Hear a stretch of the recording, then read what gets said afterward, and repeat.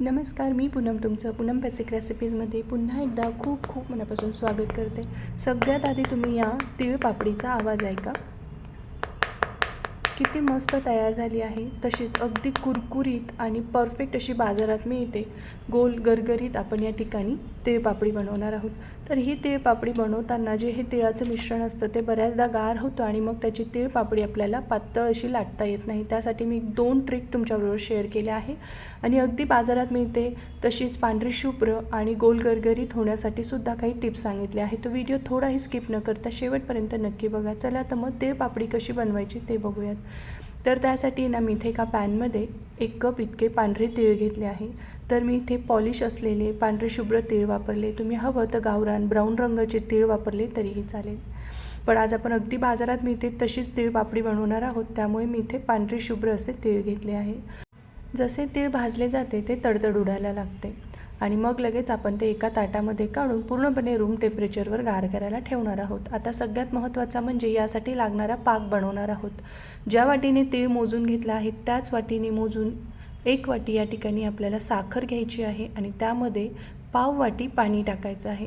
सुरुवातीला ही साखर फक्त आपण मेल्ट करून घेऊयात. तोपर्यंत एकीकडे आपल्याला एक तयारी करायची आहे, ज्यावर आपण तीळपापडी लाटून घेणार आहोत. त्याला म्हणजेच पोळपाटाला किंवा असं गॅसच्या ओट्याला तेल किंवा तूप लावून ठेवायचे, म्हणजे पटपट आपली पुढची कामं होतात.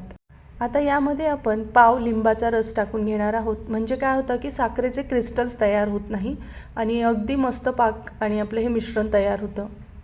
आता आपण पाक तयार झाला आहे की नाही ते बघायचं आहे. तर एका ताटलीमध्ये रूम टेम्परेचरचं पाणी घ्यायचं आणि त्यामध्ये हे पाकाचे काही असे ड्रॉप्स टाकून बघायचे.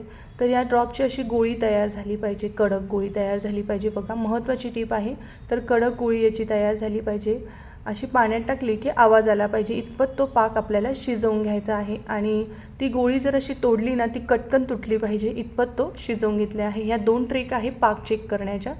आपला हा पाक या ठिकाणी रेडी झाला आहे. यामध्ये 1 चमचा पिस्त्याचे काप आणि पाव चमचा वेलदोड्याची पूड टाकली आहे. पिस्त्याचे काप टाकल्यामुळे अगदी बाजारात मिळते तशीच दिसायला आपली ही तीळपापडी दिसते. पिस्त्याचे काप टाकणं ऑप्शनल आहे. आता भाजून घेतलेलं तीळ टाकून देऊयात आणि गॅसची फ्लेम बंद करून 1 मिनिटासाठी याला चांगलं ढवळून घ्यायचं आहे. तोपर्यंत तुम्हाला एक निवेदन आहे, तुम्ही अजून माझ्या चॅनलला सबस्क्राईब केलं नसेल तर प्लीज नक्की सबस्क्राईब करा आणि बेल आयकॉनवर क्लिक करा. सबस्क्राईब करणं पूर्णपणे फ्री आहे, निःशुल्क आहे, तर नक्की माझ्या चॅनलला सबस्क्राईब करा. आता हे मिश्रण आपलं रेडी झालेलं आहे. यातून एक छोटासा गोळा काढून घ्यायचा आहे. हवं तर तुम्ही पोळपाटावर सुद्धा हे लाटून घेऊ शकतात. हे खूप गरम असतं त्यामुळे सावकाश करायचं आहे. बघा, हाताला चटके बसू शकतात. याची अशी गोल आकाराची गोळी तयार करायची आणि आता हा आपल्याला अगदी पापडासारखा बारीक लाटून घ्यायचा आहे. मी या ठिकाणी हे तीळपापड लाटताना थोडंसं तेल लावून लाटून घेतले. हवं तर तुम्ही साजूक तूप वापरलं तरी चालेल किंवा बटर पेपर असेल तर बटर पेपरवर तुम्ही लाटून घेतलं तरी चालेल, पण मला ही सोपी पद्धत वाटते. अगदी मस्त लाटले जातात. आता या ठिकाणी हे मिश्रण गार व्हायला लागलं की खाली एका कढईमध्ये पाणी गरम करायचं आणि त्यावर तुम्ही हे मिश्रण ठेवू शकतात. किंवा दुसरी ट्रिक म्हणजे अगदी थोडंसं मिश्रण शेवटचं बाकी राहिलं आहे बघा, गॅसची फ्लेम ऑन करायची आणि हलकंसं हे गरम करून घ्यायचं आहे.